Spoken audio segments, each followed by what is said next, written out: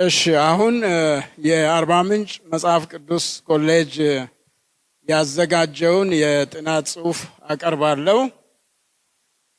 የተሰጠን ርዕስ The need for paper without quality, ways to stop paper-based education and developing quality education የሚል ሐሳብ ነው። በአማርኛ ለመተርጎም ስንሞክር ጥራት የሌለው የትምህርት መረጃ ፍለጋን የማስቆምና ጥራት ያለው ትምህርት የማሳደግ መንገድ ብለናል። እንግዲህ በርዕሱ ውስጥ ሶስት የሆኑ ሐሳቦች አንድ ላይ የተያያዙ ናቸው። ታሪካዊ ዳራው በኢትዮጵያ ቃለ ሕይወት ቤተክርስቲያን ታሪክ የመጽሐፍ ቅዱስ ትምህርት የተጀመረው በ1939 እንደሆነ ይታወቃል።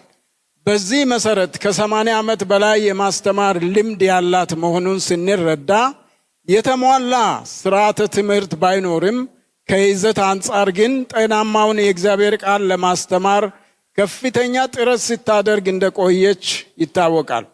በተለይም የእስራኤል ሚስዮናውያን ለዚህ ዓላማ ጉልህ አስተዋጽኦ ነበራቸው። ቤተክርስቲያኒቱ ከወንጌል ስርጭት ቀጥሎ የምትታወቀው በቃሉ ትምህርት ሲሆን ምዕመናን ቃሉን እንዲያነቡ ለመርዳት ከፊደል ሰራዊት ቆጠራ ጀምሮ መሰረተ ትምህርትን በመስጠት ትተጋ ነበር። በአጥቢያ ቤተክርስቲያን ደረጃ አባላትን በዕድሜና በመንፈሳዊ ሕይወት ደረጃቸው ከፋፍላ የደህንነት፣ የጥምቀት፣ የአገልግሎት ወዘተ የሚባሉ ትምህርቶችን ስትሰጥ እስከ ዛሬ ቆይታለች። መደበኛ ትምህርት ቤቶችን ከፍታ መሰረታዊ ደረጃ፣ መለስተኛ ደረጃ፣ ከፍተኛ ሰርቲፊኬት ደረጃ፣ አማርኛ ዲፕሎማና አማርኛ ዲግሪ ድረስ ከማስተማሯን ባሻገር በእንግሊዘኛ ዲፕሎማ ዲግሪና ከዚያም በላይ በማስተማር ላይ ትገኛለች። በመደበኛ ትምህርት ቤቶች ገብተው ለመማር የማይችሉትን አባላት ለመድረስ ስትል እንደ ቲመማ፣ ኤማሁስ፣ BTCP፣ መቂማ ወዘተ ያሉ ኢመደበኛ ትምህርቶች በማስጀመር ብዙዎችን የቃሉ ተማሪዎች አድርጋለች። በዚህ ሁሉ ጥራት ያለውን ትምህርት ለመስጠት ዋጋ የከፈለች መሆኑ ሲታወቅ በስርዓተ ትምህርት ቀረጻ ላይ ግን መጠነኛ ድክመቶች መኖራቸው አይካድም። የሐረጎች ትርጉም ጥራት የሌለው ወረቀት።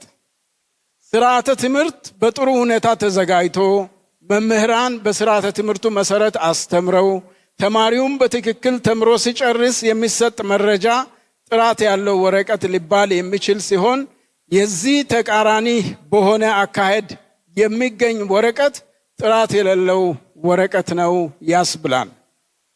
ለወረቀት ተኮር የሆነ ትምህርት ይህ በጥሩ ሁኔታ የተዘጋጀ ስርዓተ ትምህርትና ብቃት ያላቸው መምህራን ሳይኖሩ ለንግድ ወይም ለገንዘብ ሲባል የሚሰጥ ትምህርት ወረቀት ተኮር ማለት ይቻላል። ሶስተኛ የትምህርት ጥራት ምንድን ነው?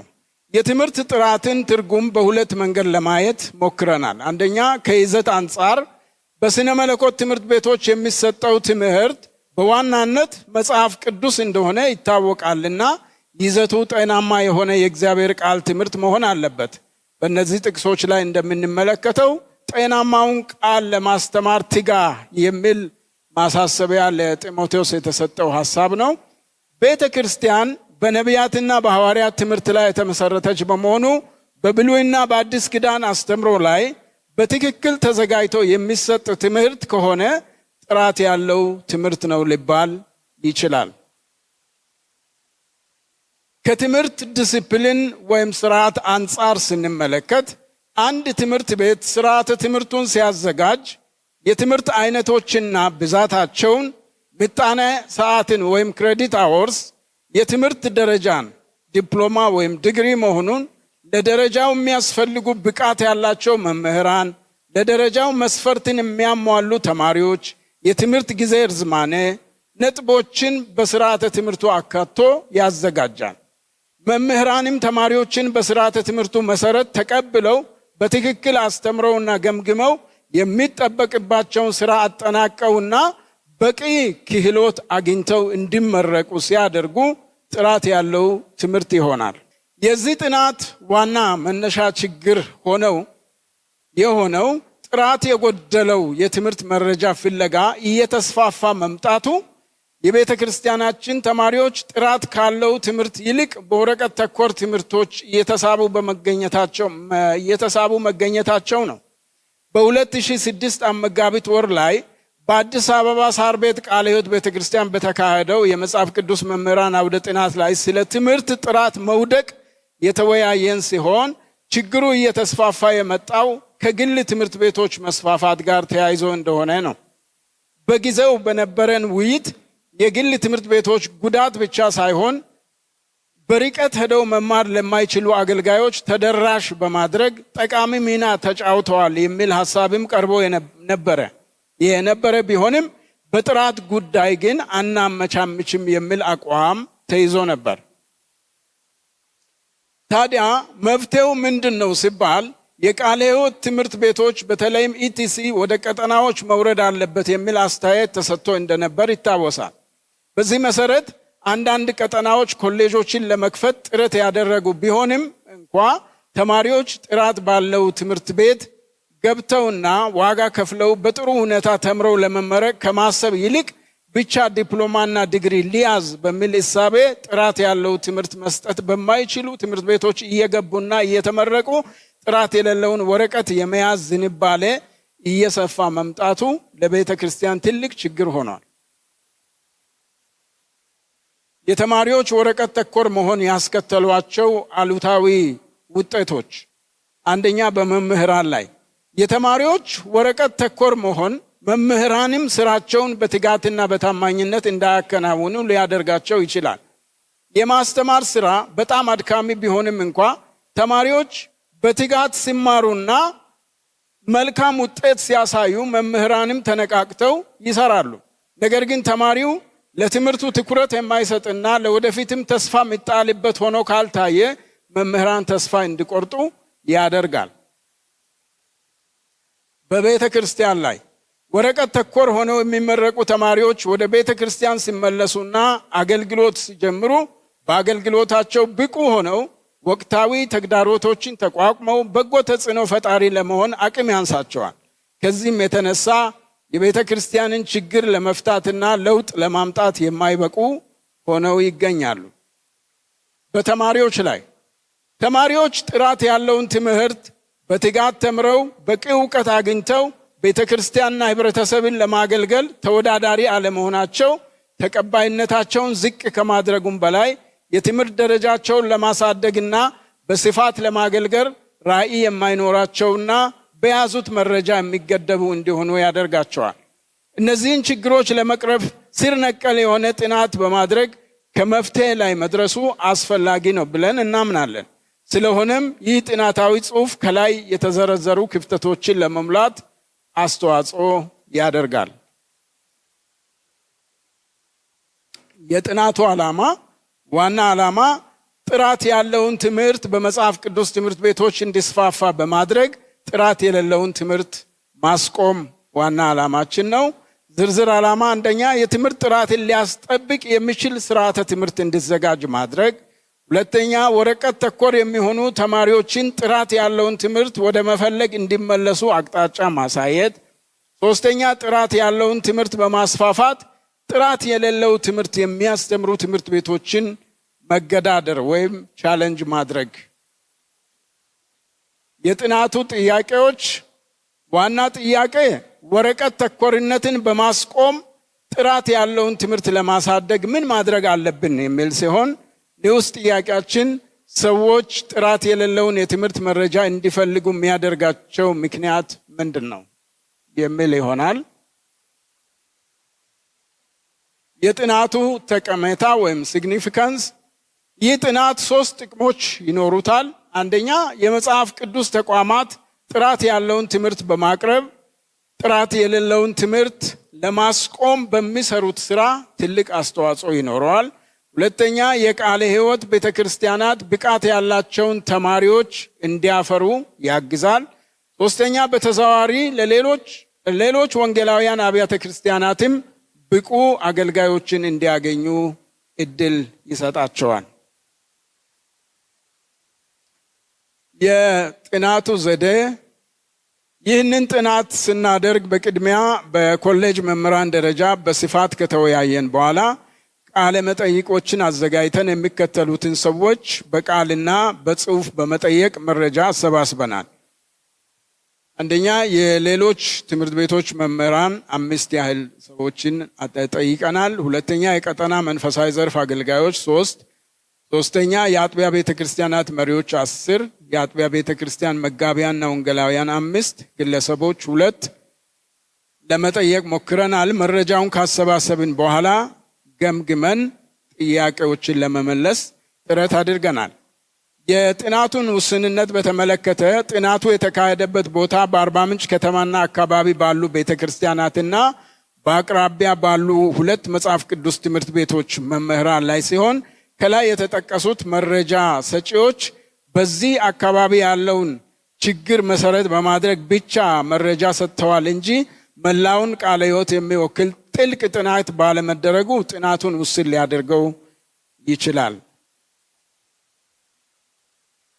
የስነ ጽሁፍ ዳሰሳን በተመለከተ እዚህ ጋር በጣም ትንሽ ነገር ነው ያሳየነው። እኛ ትንሽ የስራ ጫና ነበረብንና ሰፋ ያለ ጊዜ ወስደን ሊትሬቸር ለማየት ተቸግረን ስለነበረ ይቅርታ በጣም እንጠይቃለን። እዚህ አንድ ሁለት ሀሳቦችን ለማስቀመጥ ሞክረናል። ኢንዶኔዥያን ጆርናል ኦፍ ለርኒንግ ዲቨሎፕመንት ኤንድ ኢኖቬሽን በሚያቀርበው ጥናታዊ ጽሑፍ እንደሚለው ጥራት ያለው ትምህርት ለተማሪዎች ተገቢውን ዕውቀትና ሙያዊ ክህሎት በመስጠት በግል ሕይወታቸው በማህበረሰቡ ዘንድና በምጣኔ ሀብት ጉልህ ተጽዕኖን በማምጣት ትልቅ ሚና የሚጫወት መሆኑን ይገልጻልና ይሄ ጥራት 5 ዋና ዋና ግባቶችን ያቀርባል። እነሱም ጥራት ያለው ስርዓተ ትምህርት፣ ጥራት ያለው መምህር፣ ጥራት ያለው ተማሪ፣ ጥራት ያለው አመራርና ጥራት ያለው የትምህርት ግባቶች የሚል ሀሳቦችን ያቀርባል። እነዚህ ግባቶች የትምህርትን ጥራት ለመገንባት የግድ የሚያስፈልጉ መሰረታዊ ጉዳይ መሆናቸውን እኛም እናምናለን። ሌላው ዶክተር ሳሙኤል ክፍሌ ሲናገሩ የትምህርት ጥራትን የሚያመጣው የትምህርት ግባቱ ሂደቱና ውጤቱ ተሰናስሎ ሲቀርብ ነው ብለዋል። ነሐሴ 14 2015 ከሪፖርት ጋዜጣ ጋር ካደረጉት ቃለ ምልልስ የተወሰደ ነው እና ከዚህ ያለፈ ሪሰርች ሊትሬቸር ሪሰርች ውስጥ አልገባንም። የመረጃ ግምገማና የጥያቄዎች ምላሽ ከ25 ተጠያቂዎች ከላይ የጠቀስናቸው ሰዎች በቁጥር 25 ናቸው። ያገኘናቸውን ሀሳቦች በመገምገምና የራሳችንን ጥናት በማድረግ በጥናቱ ለቀረቡ 2 ጥያቄዎች መልስ እንደሚከተለው ሰጥተናል። አንደኛ፣ ሰዎች ጥራት የሌለውን የትምህርት መረጃ እንዲፈልጉ ያደረጉ ምክንያቶች ምንድናቸው የሚለው ከሰዎች መልስም ከራሳችንም አንድ ላይ ያገኘናቸው ሀሳቦች፣ አንደኛ የቦታ ርቀት፣ ጊዜ ማጣት፣ ከፍተኛ ወጪ፣ የአገልጋይ እጥረት፣ የደረጃ ውድድር የመሳሰሉ ሀሳቦችን የያዙ ነጥቦች አሉ። በ2006 መጋቢት በሳር ቤት ቃለ ሕይወት ቤተክርስቲያን በተካሄደው አውደ ጥናት ላይ የግል ትምህርት ቤቶች መስፋፋት ከጥራት አንጻር ጎጂ ቢሆንም ከተደራሽነት አንጻር ጠቀሜታ እንዳላቸው ሀሳብ የቀረበ ሲሆን የሚከተሉት ተጠቅሰዋል። አንደኛ፣ የትምህርት ደረጃቸውን ለማሳደግ የሚፈልጉና ርቀው ለመሄድ የሚቸገሩ አገልጋዮች በቅርበት እንዲማሩ ረድቷቸዋል።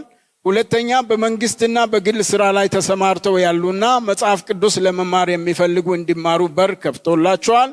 ሶስተኛ፣ ወደ ከፍተኛ ኮሌጆች ለሚሄዱ ተማሪዎች ቤተክርስቲያን የምታወጣውን ከፍተኛ ወጪ ቀንሶላቸዋል የሚሉ ይገኙበታል።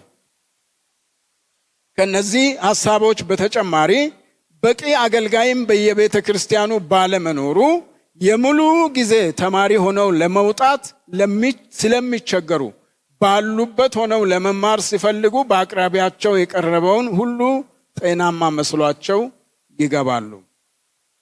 ተራ ጠብቅ ሲባል እከሌ ከተማረ በኋላ ትሄዳለህ ሲባል ያለው ችግር ማለት ነው። ሌላው ደግሞ ጊዜው በትምህርት ደረጃ መጨመር ላይ ከፍተኛ ውድድር የሚደረግበት ጊዜ በመሆኑ የትምህርት ዕድል እስኪመቻች ድረስ ከመጠበቅ የተገኘውን ልማርና ደረጃ ያላሻሽል ደሞዝንም ያሳድግልኛል በማለት ይሄዳሉ። ሁለተኛ ነጥብ የትምህርት ዝግጅት ማነስ፣ የጥሪ አለመኖርና የደጋፊ ማጣት። የትምህርት ዝግጅት ዝቅተኛ መሆን፣ ቀደም ሲል የነበራቸው የትምህርት ዝግጅት ደካማ መሆን፣ በተለይም የእንግሊዝኛ ቋንቋ ተግዳሮት ያለባቸው ተማሪዎች የሚሰጠውን ትምህርት በብቃት እንዳይማሩ ጫና ይፈጥርባቸዋል። ከዚሁ ጋር ተያይዞ የሀገራችን የትምህርት ፖሊሲም በተማሪዎች ብቃት ላይ ጫና የፈጠረ ይመስላል። 12ኛ ጨርሰው ስማቸውን ለመጻፍ የሚቸገሩ ተማሪዎች ጭምር ይታያሉ። የዘመኑ ተማሪ ደግሞ በአብዛኛው ተግቶ መማርን የማይፈልግና የሚዝናና መሆኑም ትልቅ ችግር ነው። የጥሪና የግል መነሳሳት ጉድለት፣ ተማሪዎች በግል ፍላጎትና በጥሪ ተነሳስተው ቃሉን በትጋት ተምረው ለማገልገል ራዕይ ሰንቀው አለመምጣት ለሚሰጠው ትምህርት ትኩረት እንዳይሰጡና ተወዳዳሪ እንዳይሆኑ ያደርጋቸዋል። እነዚህ ተማሪዎች እንደምንም ጨርሼ ወረቀቷን ላግኝ የሚል አቋም ሲይዙ ይስተዋላል። አመርሃ የደጋፊ ማጣት፣ አንዳንዶች ለመማር ፍላጎቱ እያላቸው ቋንቋውንም እየቻሉ ደጋፊ በማጣት ተስፋ ቆርጠው ቀለል ያለ የአየር ላይና የርቀት ትምህርት እንዲፈልጉ ስለሚያደርጋቸው ካሉበት ትምህርት ቤት ወጥተው አነስተኛ ክፍያ በሚጠየቅባቸው ትምህርት ቤቶች ለመማር ይገደዳሉ። ሶስተኛ የቤተ ክርስቲያናት ተማሪን የማስተማር ራዕይ መቀነስ። ቀደም ባሉት ዓመታት ቤተ ክርስቲያናት በዓላማ ተማሪዎችን መልምለው ወደ ትምህርት ቤቶች በመላክና በመደገፍ አስተምረው አገልጋዮችን ያገኙ ነበር። አሁን ላይ ግን በማስታወቂያ እንቀጥራለን ወደሚል ሐሳብ በማዘንበላቸው ተማሪዎችን ወደ ትምህርት ቤት ልኮ የመደገፍና የማስተማር ራዕያቸው ከጊዜ ወደ ጊዜ እየቀነሰ መጥቷል። ከዚህ የተነሳ በአንዳንድ አካባቢዎች የግል ተማሪዎች ይበዛሉ።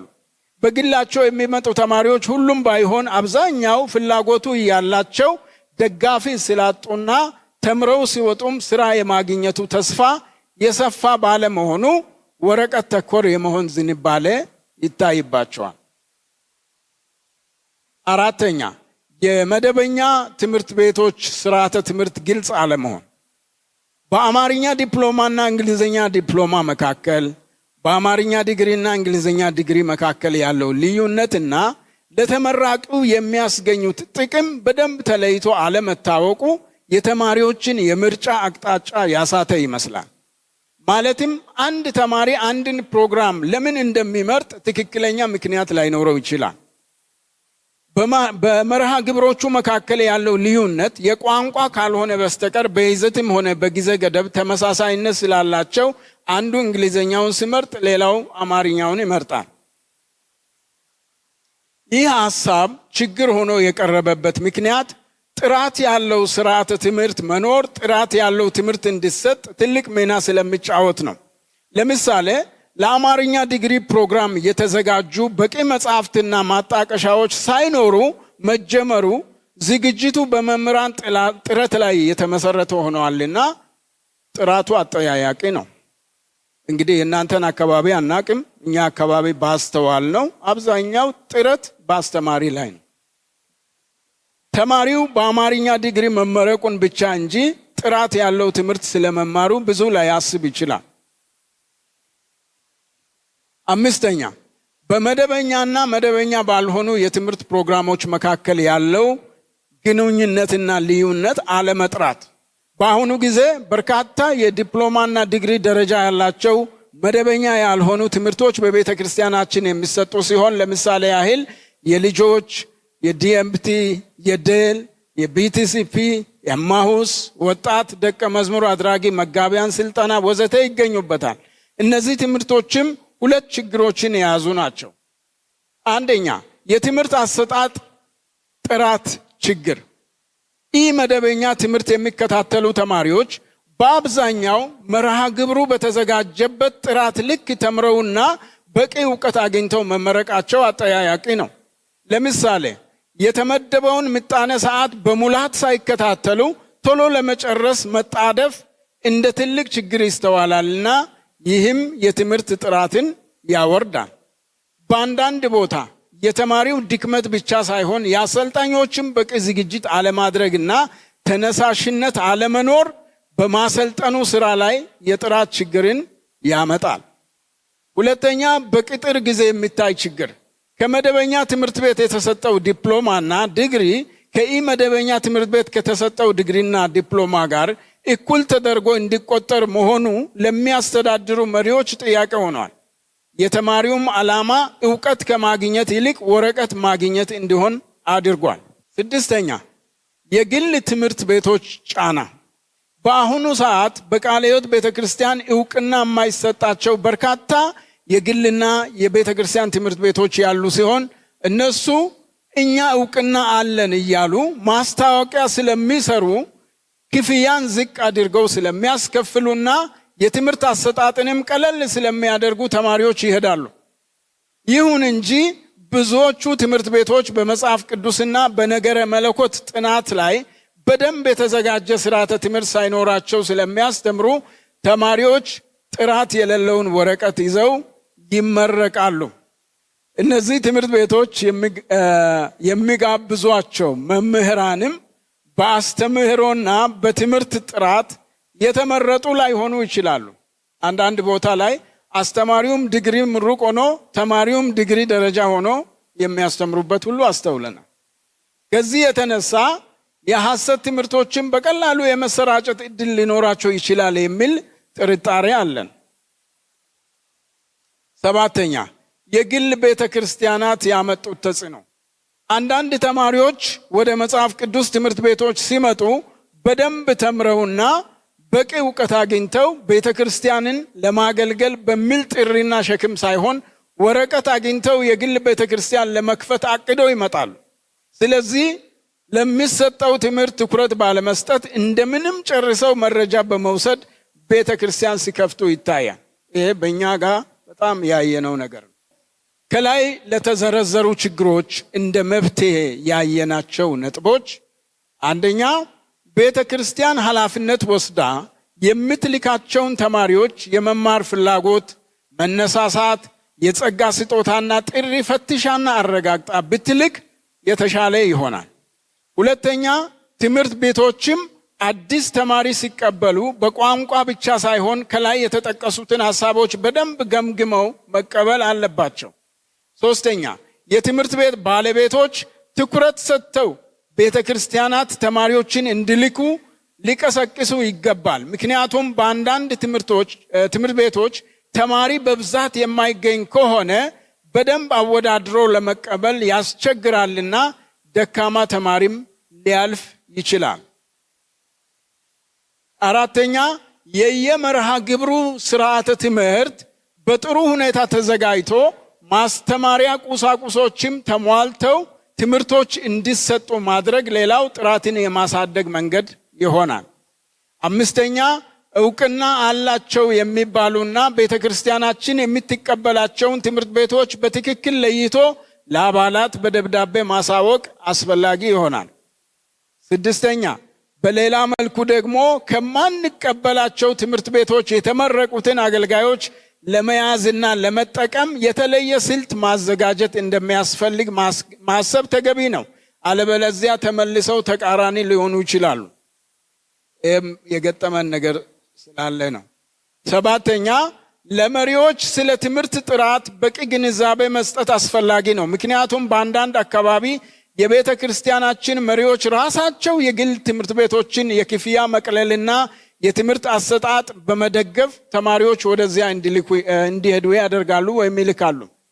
ስምንተኛ፣ የመምህራንን ብቃት በስልጠናና በግምገማ በማሳደግ ጥራት ያለው ትምህርት እንዲሰጡ ማድረግ። ዘጠነኛ፣ የመምህራን የማስተማር ስጦታና የዕድሜ ሁኔታም አስተዋጽኦ አለውና እነዚህን ነገሮች ፈትሾ ስጦታው የሌላቸውን ባላቸው መተካትና በዕድሜ በጣም የገፉትንም የማሳረፍና በሌሎች የመተካት ስራ መስራት። አስረኛ፣ ተደራቢ ስራ ይዘው የሚያስተምሩ መምህራን በትምህርት ስራቸው ላይ ብቻ እንዲያተኩሩ የስራ ጫናን መቀነስ። 11ኛ፣ በየትምህርት አይነቱ በትክክል ሳይሰለጥኑ የሚያስተምሩትን እንዲማሩ ማድረግ አሊያም በትምህርት አይነቱ የሰለጠነ መምህር መመደብ። 12ኛ የሁለተኛ ዲግሪ ደረጃን በየኮሌጁ ማቅረብ ወይም የኦንላይን ሲስተም መፍጠር። አሁን ከዲፕሎማ ወደ ዲግሪ ደርሰናል። ዲግሪዎች ደግሞ ማስተርስን እንዲጀምሩ የማድረግ ስራ ቢሰራ የሚሄዱ ሰዎችን ሊመልስ ይችላል። 13ኛ አገልጋዮች በስራ ላይ ሆነው ደረጃቸውን የሚጨምሩበት የትምህርት መርሃ ግብር መንደፍ። 14ኛ ተመርቀው ለወጡት የብቃት ማሻሻያ ስልጠናዎች መስጠት። 15ኛ ተምረው በመዋቅሮች ላይ የተቀመጡ አገልጋዮች ወደ አጥቢያ ቢወርዱ፣ አሁን ህብረት ላይ፣ ቀጠና ላይ እንደዚሁም ዋና ጽሕፈት ቤት አካባቢ በብዛት የሚገቡ የተማሩ ሰዎች ትኩረት አጥቢያ ላይ ቢያደርጉ ከዚያ ለትምህርት የሚነሳሱትን ወደ ጥራት ወዳለው ትምህርት ቤት እንዲገቡና ጥሩ ዱካ እንዲከተሉ ሊያደርጉ ይችላሉ። 16ኛ ቤተክርስቲያናት ትምህርት ቤቶችን በበጀትም ሆነ በአስፈላጊ ነገር ሁሉ መደገፋቸው የትምህርት ጥራትን ለማሻሻል ወሳኝ ስለሆነ ይህንን በትኩረት ማድረግ አለባቸው። ማጠቃለያ፣ በአጠቃላይ መልኩ ስናይ ለትምህርት ጥራት እየቀነሰ መሄድ ምክንያት የሚሆኑ ነገሮችን ዳሰን መፍትሄ ሀሳቦችንም ለማቅረብ ሞክረናል። ይህን ስራ መነሻ በማድረግ ሰፋ ያለ ጥናት ማድረግ የሚቻል መሆኑንም እንጠቁማለን። ስላዳመጣችሁ እናመሰግናለን። ለውይይት የሚሆን መነሻ የሚሆን ሀሳብ በጥሩ ሁኔታ አቅርበዋልና እናመሰግናለን። እንደ ጥያቄ የማነሳው ምናልባት ወደ ቢሮም የሚሄድ ሊሆን ይችላል ብዬ አስባለሁ። እንደ ቃለ ሕይወት ቤተክርስቲያን አሁን ሀሳቡ የተነሳው በጥራት በሌለው ወረቀት ዙሪያ ላይ ነውና ጥራት ለሌላቸው ከሌሎች ተቋማቶች አካባቢ የሚመጡ ወረቀቶች ቃለ ሕይወት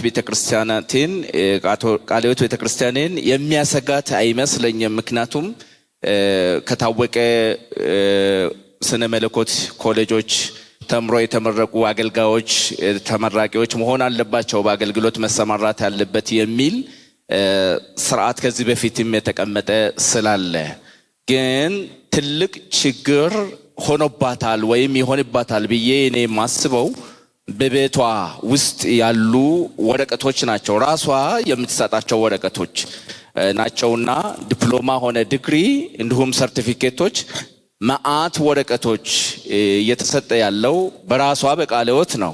በመደበኛም ሆነ በኢመደበኛ ትምህርቶች የሚሰጡ ወረቀቶች ያለው ራሷ ቤት ስለሆነ አንዳንድ መስመር ያልያዙ አካሄዶችም አሉ። ከሰው ቆይታ ከእድሜም ጋር ተያይዞ አማርኛ ዲፕሎማ ይማራል፣ ቀጥሎ አማርኛ ዲግሪ ይማራል። እንግሊዘኛ ትምህርት ቤቶች ለመግባት በሚፈልግበት ጊዜ ምንም ኮንሲደር የሚደረግበት ሁኔታ የለም። እዛ 4 ዓመት 5 ዓመት ቆይቷል። እነዚያ ወረቀቶች አሁን ለሚቀጥለው ትምህርት ቫልዩ የለውም እና ይሄ ሁኔታ እንዴት ነው የሚታየው? ይሄ ችግርስ እንዴት ነው የሚቀረፈው?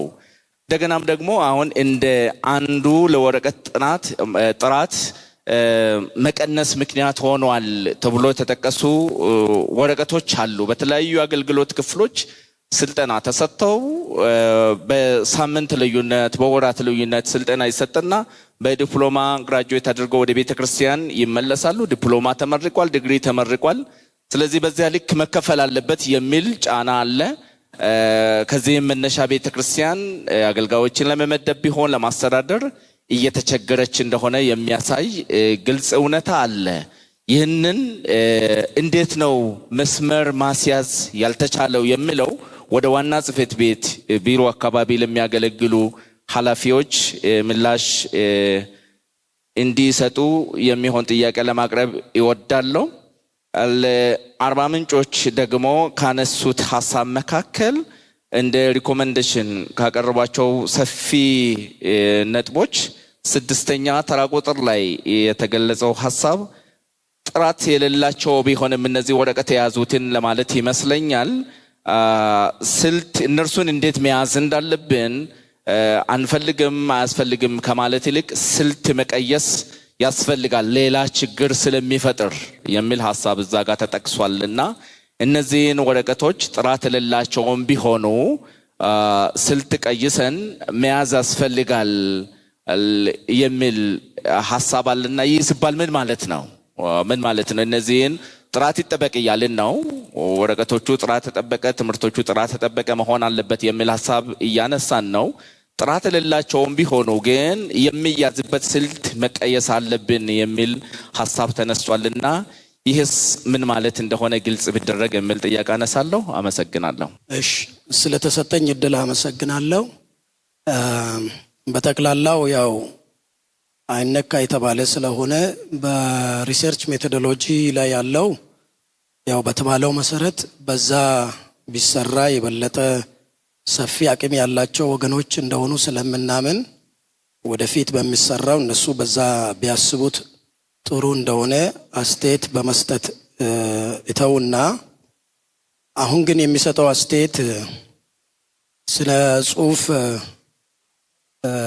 ቅኝትን ሲሰሩ ትኩረት ቢደረግ ይሄ ጥሩ ጥናታዊ ጽሁፍ ሆኖ ይቀርባል ብለን ለምናስበው ሐሳብ ጠቃሚ ይሆናል የሚለውን ሐሳብ ነው።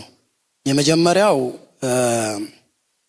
ጥራት ያለው ትምህርት መመዘኛው ምንድነው የሚለውን የጥራት ያለው ትምህርት መመዘኛዎች በዓለም አቀፍም በአገር አቀፍም ደረጃ ያሉ መመዘኛዎች በስነ ጽሁፍ ዳሰሳ ላይ ቢታሰብ ጥሩ ይመስለኛል። ሌላኛው መደበኛና መደበኛ ያልሆኑ ትምህርቶች ብለን በቃለ ሕይወት በራሱ የምንሰጣቸው ትምህርቶች ዙሪያ ቅድም ወንድሜ ብርሃኑ ማንሳት እንደጀመረው እሱ ላይ በደንብ መሰራት ያለበት ስራዎች አሉ።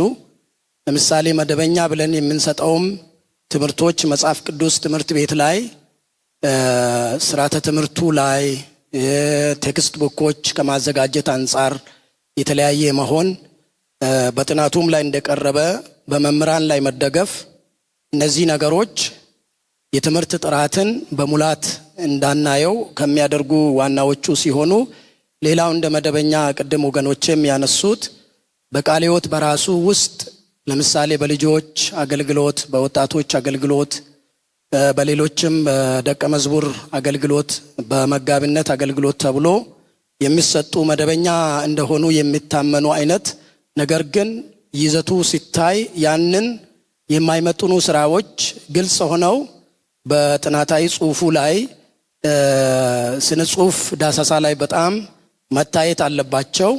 በውጪ ያሉትን ማግለል እስከ መቻል ድረስ ማድረስ እንችላለን። ውስጥ ላይ ያሉት ከውጪ ካሉት በላይ የትምህርት ጥራትን በጣም የጎዱና በትምህርት ጥራት ላይ መሪዎቻችን ትክክለኛ አቋም ይዘው አቅጣጫ ይዘው እንዳይሄዱ እያደረጉ ያሉ በመሆናቸው በነዛ ላይ ጥናታዊ ጽሁፉ ጥልቅ የሆነ እይታ ቢያደርገው ይህንን ደግሞ ከዓለም አቀፍ አንጻር ከአይጉርም ከሀገራችንም ትምህርት ፖሊሲ አንጻር ባሉ ነገሮች ጋር አያይዞ ቢያየው የሚል ሐሳብ ነው።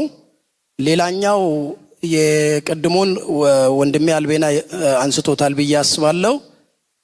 የተጣረሰ የሚለውን ሐሳብ አንዱን ሐሳብ አድርገን ግን ኦንላይን ትምህርት የምንሰጥ ከሆነ ምን አይነት ትምህርት የሚለው ነገር ቀድሞ መታሰብ አለበት። በትምህርት ጥራት ላይ ጉድለት ካመጡ ነገሮች አንዱ የኦንላይን ትምህርቶች ናቸው።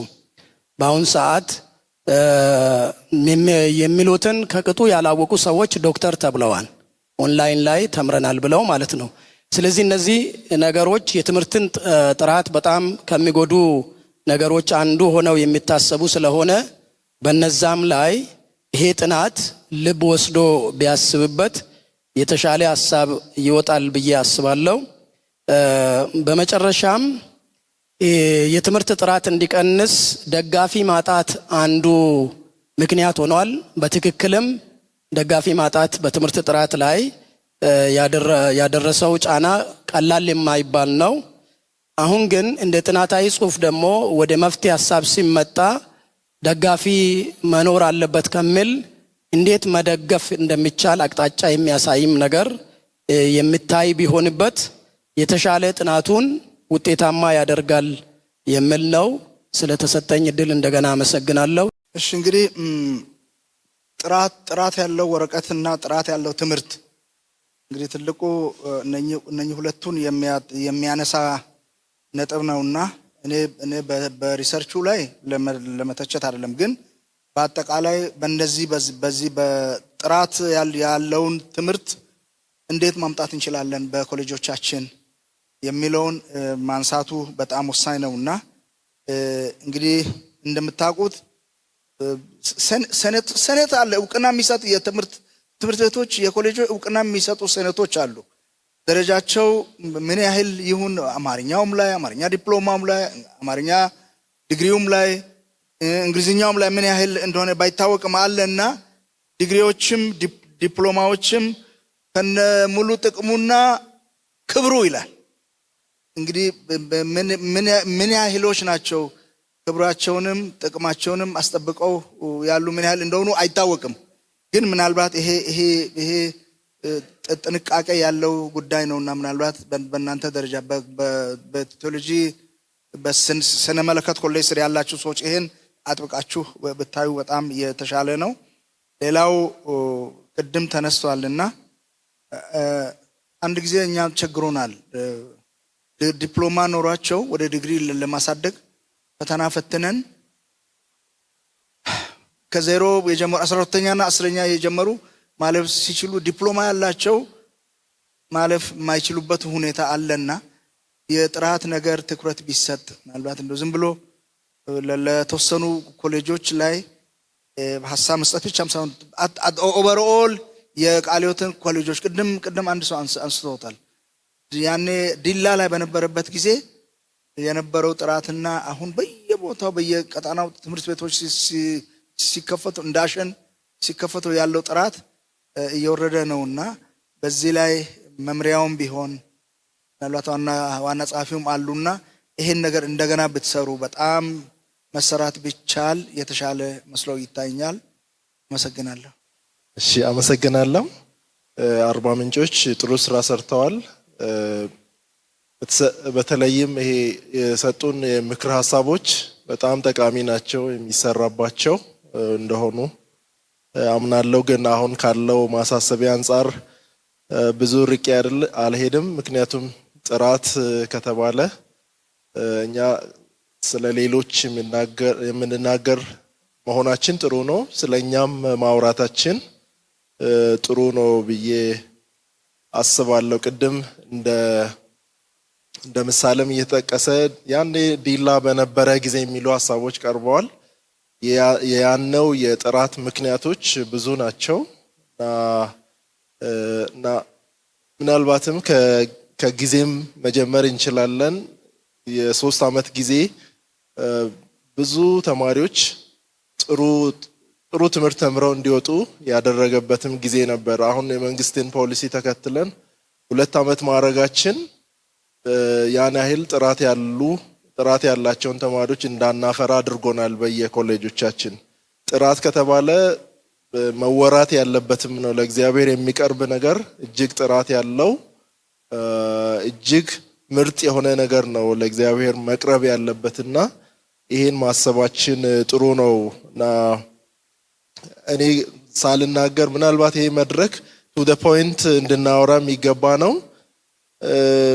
በቅርብ ጊዜ የጀመርነው የአማርኛ ዲግሪ ፕሮግራም ይሄን ከውጪ ከምናወራው ጥራት ይልቅ እሱ የሚያስከትለው የጥራት ችግር እኔ በጣም የከፋ እየሆነ እንደሆነ ጥራት ሲታሰብ እኛም እንደ ባላደራ ነን።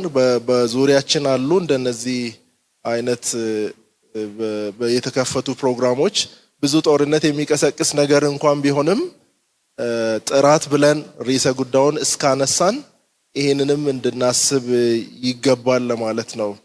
እኔ በበኩል የማስቀምጠው ሐሳብ ምንድነው? ውጤት ተኮር ወረቀትና ወረቀት ተኮር ውጤት። አሁን ለነሱ የተሰጠው ሐሳብ እጅግ በጣም ጥሩ ሆኖ ውጤት ተኮር ወረቀት ሳይሆን ወረቀት ተኮር ትምህርት ፍለጋ ብዙ ሰዎች አያሌ ትምህርት ቤቶች ይገባሉ። ለምሳሌ እንውሰድ፣ አክቲያ እውቅና ያገኙ ትምህርት ቤቶች ለምሳሌ ሴሎ ወደ አርባ ምንጭ አካባቢ በዲፕሎማ ነበር እውቅና ያገኘው ማለትም አክቲያ ሰርቲፊኬት የሰጠው ግን ዲግሪ ተማሪዎችን ይቀበላሉ በዛው ሰበብ ማለት ነው። የኛ ተማሪዎችም ወደ ጥራት ያለ ትምህርት ቤት ገብቶ ያንን ትምህርት እንዳይከታተሉ ካደረገ ጥራት ያለበት ትምህርት ቤት እንዳይገቡ ያደረገው ጥራት ያለበት ትምህርት ቤት ተማሪዎች ቁጥር እንዲሽቆለቀል ያደረገው ነገር ምንድነው? ተማሪዎች በዛው በዲፕሎማ ሰርቲፊኬት ወይም በዲፕሎማ እውቅና ዲግሪንም ለኛ ሰጥቷል የሚለው ተማሪዎችን በዚሁ መንገድ ይቀበሉ ነበር። ባለፈው መጋቢት ወር በነበረው ጉብኝት አርባ ምንጭ በሄን ጊዜ ከተነሳው ጥያቄዎች መካከል አንዱ እሱ ነበር። ኢያሱ በጣም አድርጎ ሰርቷል ብዬ አስባለሁ።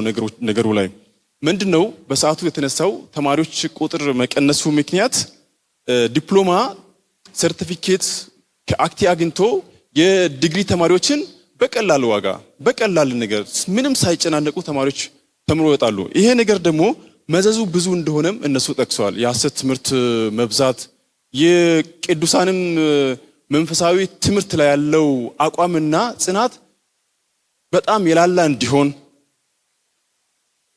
አድርጓል መዘዙ።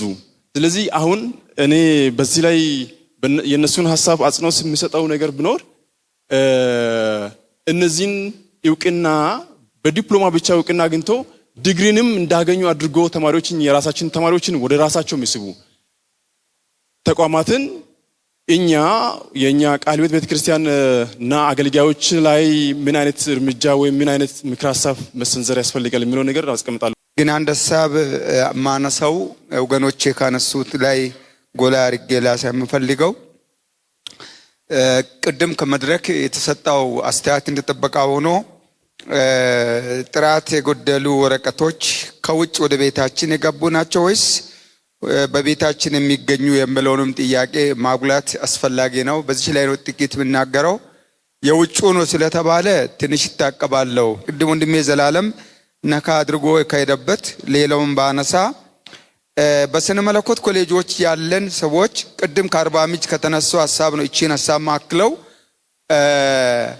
እነሱ ባቀረቡት ላይ ያነሷቸው ሐሳቦች አሉ። ዲኤምቲን፣ ዴልን፣ ቢቲሲፒን፣ ዲኤምፒኤልን፣ ኤችሲዲን፣ ዲኤምኤፍን መሳሰሉ ነገሮች ትምህርትና ስልጠናን ለይተን እንወቅ። እንደ ቃልዮት ቤተክርስቲያን በስልታዊ እቅድ ላይ ተካተው ትምህርትና ስልጠና ብሎ በየመመሪያዎች ተከፍለው በቤርሳናችን ላይ በስልጠናዎችና በትምህርቶች ተለይተው እያንዳንዱ ደረጃውን ይዘው የሄዱ ነገሮችን በውስጣችን አምጥተን አንዳንዴ ዲኤምኤፍ ኳሊቲ የለም ዲኤልኤም ዲኤምፒኤል ብለን እያልን የምንል ከሆነ የእውቀት ክፍተትም እንዳይኖርብን በስነ መለኮት ኮሌጆች ያለን ሰዎች የነዛውን ላይ እውቀት ኖሮን ትምህርትና ስልጠናዎችንም ለይተን ማስኬድ የሚገባን አቅጣጫን ማወቁ ለኛ ይጠቅመናል።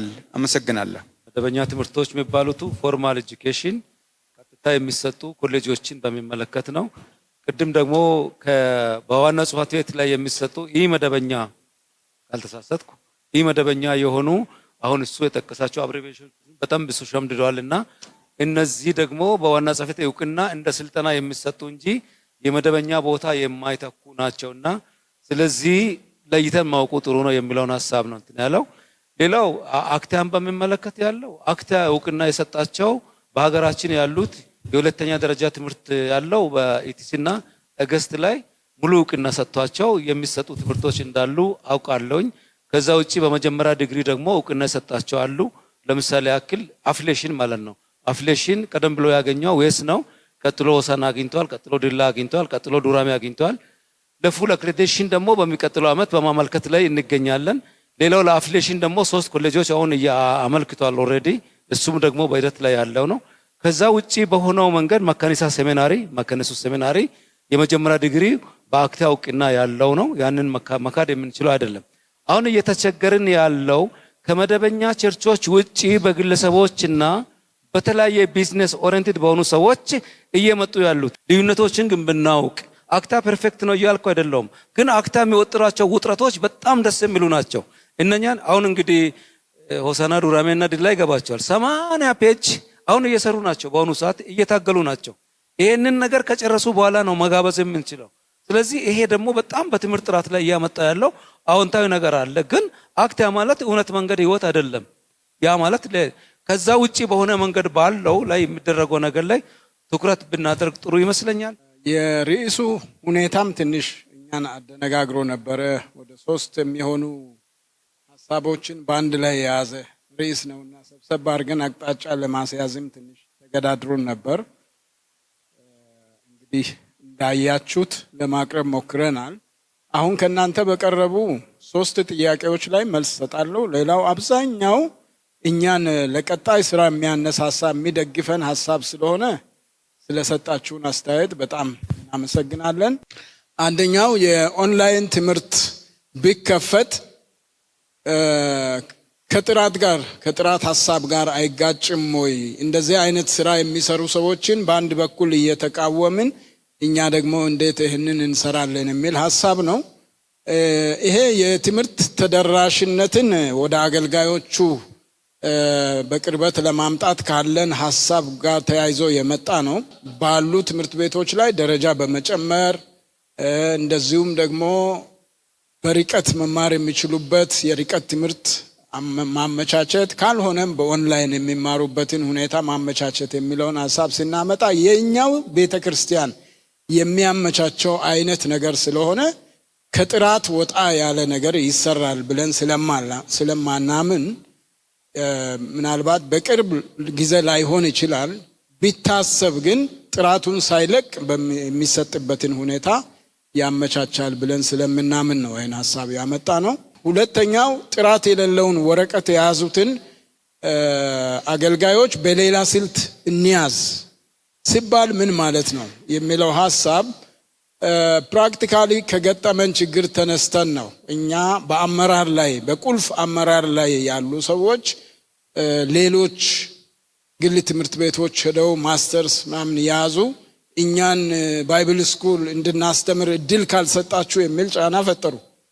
አይሆንም ብለን ስለከለከልን ሄደው እነዚያን በየሰፈሩ የሚያስተምሩትን አደራጅተው ተማሪዎችን ወስደው እንደዚህ አይነት ጫና ፈጠሩብን። ከትምህርት ቤት ከተመዘገቡ ተማሪዎች ጭምር እስኪሄድ ድረስ አደረጉ። ስለዚህ እንደዚህ አይነት ሰዎችን እንዴት መያዝ አለብን የሚለው መታሰብ አለበት የሚል ሀሳብ ያነሳ ነው።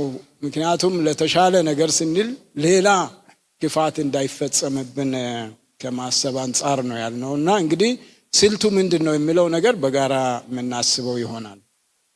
ሶስተኛው የቦታ ርቀት በትምህርት ጥራት ላይ የሚያመጣው ችግር ምንድነው የሚለው ሀሳብ ይሄ በተለይ በሳር ቤት በነበረን ውይይት ጊዜ በተለይ ኢቲሲ እና እንደ ኤገስት ባሉት ትምህርት ቤቶች ሄዶ አፕግሬድ ለማድረግ ከክፍለ ሀገር ርቀው ያሉ ተማሪዎች ይቸገራሉና በሰፈራቸው ያገኙትን ትምህርት የማግኘት በአየር ላይም ቢሆን የማግኘት ነገር ላይ ትኩረት ስለሚያደርጉ ጥራት የሌለውን ወረቀት እንዲያገኙ ያደርጋቸዋል።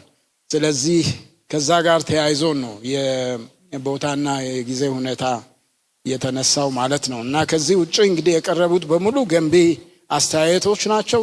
በጸጋ ተቀብለን የዚህ ምንድነው የሚባለው proliferation of credentialism and its impact upon the quality of education አይደለ? ርዕሱ እንደዚህ ይመስለኛል። እየፈላ ያለ የወረቀት ፍላጎት በትምህርት ጥራት ላይ የሚያስከትለው ጫና እንደዛ እንደማለት ነው የያዛችሁት ርዕስ። ችግሩ ያለ ችግር እንደሆነ ዛሬ ብቻ ሳይሆን ሰሞኑን በሌላም ርዕሰ ጉዳይ ስንነካው ነበር አይደለም? ስለዚህ በጣም ፀሐይ የሞቀ ችግር ነው። እነ ኢያሱም ሂስቶሪካል ባክግራውንድ በዳሰሱ ጊዜ ከመቼ ጀምሮ የችግሩን ህመም መስማት እንደጀመርን ያንን ነገር እነ ኢያሱ ለማሳየት ሞክሯል። አጠቃላይ ገጽታውን በምናይበት ጊዜ ይሄ ወረቀት ተኮር የትምህርት ፍላጎት በኢትዮጵያ ብቻ ሳይሆን በሌላም ዓለም በጣም የታወቀ ነው። አንዳንድ እንትኖችን አይ ነበረ እዚሁ ስንነጋገር ወደ ተለያዩ ዌብሳይቶች ሄጄ አይ ነበር። እንደዚህ አይነት ችግር በዓለም በተለያዩ ቦታዎች ላይ የተከሰተ ችግር ነው። እኛ ጋር በተለይ አፍሪካ ላይ ግን ለምን በዛ ሲባል አንድ አራት ምክንያቶችን ሲያነሱ አይቻለሁ ሰዎቹ። አንደኛው ይሄ የማህበረሰቡ ኤክስፔክቴሽን ይሄንን ነገር ሰዎች በጣም እንዲፈልጉት ያደርጋል የሚል ነገር አይቻለሁ። ሁለተኛው በተደጋጋሚ አፍሪካ ላይ ችግር እንዲከሰት ያደረገው ኢኮኖሚክ ፕሬዠር ነው የሚል የተለያዩ ወረቀቶች የጻፉ ሰዎችን ሐሳብ እኔ ስኪም እያደረኩ ነበር ቶሎ ብዬ ማለት ነው። ኢኮኖሚክ ፕሬዠር በጣም አስቸጋሪ ነገር ነው። ለምሳሌ የአማርኛ መጽሐፍ ቅዱስ ትምህርት ቤት ዲፕሎማ ይዞ አንድ ሰው 1200 ብር ቢቀጠር የአማርኛ ዲግሪ ሲያገኝ ምናልባት 2000 ብር ወይም አሁን እንደውም ወደ 8000 ብር 10000 ብርም ሳይሄድ አይቀርም እንደዚህ አይነት ስለሚያሳድግ የኢኮኖሚ ችግሩን ይፈታልኛል ብሎ ያስባል። በጣም ግን ወሳኝ ነገር በቀለም ትምህርቱም ዓለም በቃለ ሕይወት የትምህርት አያያዝም ከዚህ ወረቀት ፈላጊዎች ጋር የተያዘው ወሳኝ በጣም አደገኛ ችግር የፖሊሲ ጋፕ ነው። ፖሊሲ ጋፕ የምንለው የትምህርት ስርዓት አያያዝ ክፍተት የምንለው ነው። ይሄ በጣም አደገኛ ችግር የፈጠረው ነገር ነው። ለምሳሌ ያህል ከፖሊሲ ጋፕ ላይ ተያይዞ የምንወስደው የስርዓተ ትምህርት ጥንካሬን በሚገባ መከታተልና ቀርጾ ነድፎ በስራ ላይ እንዲውል ማድረግና መከታተል አለመቻል። ይሄ አሁን ከፖሊሲ ጋፕ አንዱ ነው። የትምህርት ጥራትን እውን ለማድረግ ይጠቅማል ብለን የምናስበው ጠንካራ የሆነ ተዛማጅ የሆነ አፕቱዴትድ የሆነ ስርዓተ ትምህርት ስኖረን ነው የትምህርት ስርዓቱ ጠንካራ ነው ሊባል የሚችለው ማለት ነው። የትምህርት ጥራትን የሚወስነው እውቅና ሰጭ ተቋም አይደለም። እውነቱን ለመናገር የትምህርት ጥራትን የሚወስነው ተማሪም አይደለም፣ እኛም አይደለንም። ትምህርት ቤቱ እንዲኖርለት የፈለገ ተቋም ተልእኮ ነው። የትምህርት ጥራት ላይ ያለንን አቅጣጫ የሚወስነው እሱ ነው። የኢትዮጵያ ቃለ ሕይወት ቤተክርስቲያን መደበኛና መደበኛ ያልሆኑ የትምህርት ፕሮግራሞችን መዘርጋት ያለባት ለምንድን ነው ሲባል ተልእኮውን ለማስፈጸም መሳሪያ ይሆኑልኛል ብላ ነው የምትዘረጋው። ስለዚህ ከተልእኮ አንጻር ከተቀረጸ በደንብ ከታሰበበት ስንት ትምህርት ቤቶች ያስፈልጉኛል፣ ስንት ፕሮግራሞች ዲፕሎማ፣ ዲግሪ፣ ሰርቲፊኬት ምናምን ማስተርስ፣ ፒኤችዲ ስንት ደረጃዎች ያስፈልጉኛል፣ በየት ያስፈልጉኛል። ከነሱ ጎን ለጎን መደበኛ በሆነ ሁኔታ መድረስ የማልችላቸውን የኔን አባላት ማግኘትና ማብቃት የሚችለው መደበኛ ያልሆኑ ምን ነገሮች ያስፈልጉኛል የሚለውን መወሰን እንድትችል የሚረዳት ኢትስ ሚሽን ተልእኮ ነው።